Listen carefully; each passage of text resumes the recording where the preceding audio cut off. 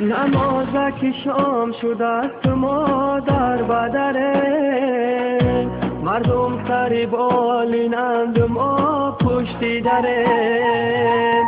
ما مردی مسافریم ما را گذریم، علم های غریبی را با خود میبریم. ما مردی مسافریم ما را گذریم، علم های غریبی را با خود میبریم.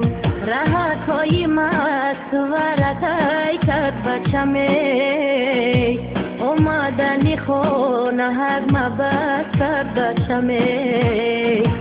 چشمم برهود دلی یا چت پر علمای، ای بچه جان از گریه چشمم برمای. چشمم برهود دلی یا چت پر علمای، ای بچه جان از گریه چشمم برمای. مهاجرم مهاجر مهاجرم مهاجر مهاجرم مهاجر.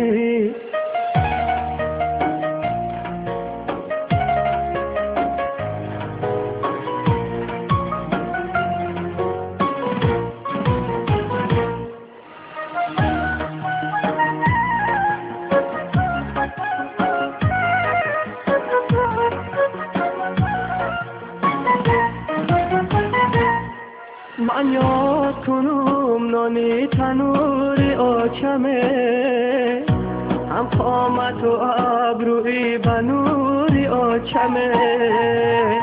دوستانی عزیز مسافری مشکله، چون کندنی کلچه از تنور آچمه. دوستانی عزیز مسافری مشکله، چون کندنی کلچه از تنور آچمه. این زدی بلند در برکی دالونومه، مردی کارشیده بچه هکی نادانومه. ای جانی شیرینی آچکای می آریه، سر در بغل منم برای جانومه. ای جانی شیرینی آچکای می آیه، سر در بغل منم برای جانومه. مهاجرم مهاجر مهاجرم مهاجر مهاجرم مهاجر.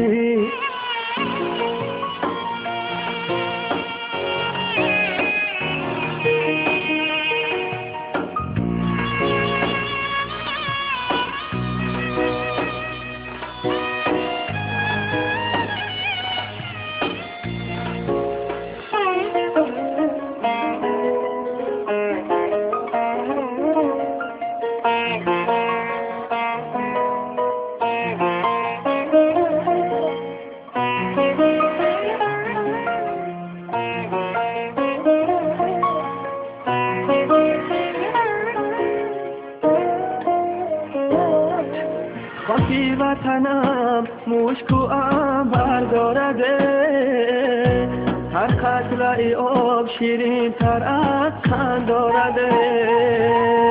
ای دوست قدم به خاکش آهسته بیمان، سبخه وطنم کی بوی مادر دارده.